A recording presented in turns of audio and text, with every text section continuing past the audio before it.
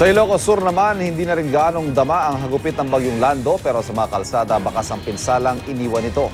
Aabot naman sa 400 pamilya ang nasa mga evacuation center. May live report si June Veneracion. June. Ivan, halos magdamag ding umulan dito sa Vigan City, Ilocos Sur pero hindi na ito ganong kalakas kung ikukumpara kahapon. Wala na ring nakataas na public storm warning signal sa buong probinsya.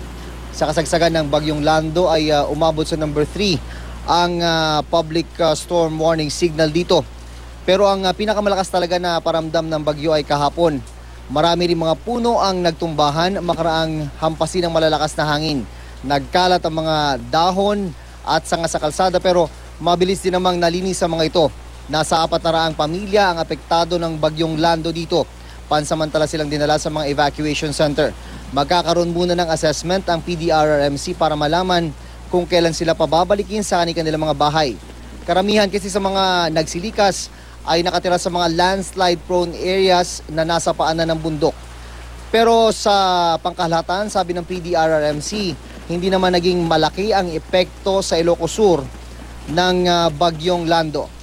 At yan ang latest mula rito sa maulan na Vigan City. Balik sa iyo, Igan at Ivan. Maraming salamat, June Veneracion.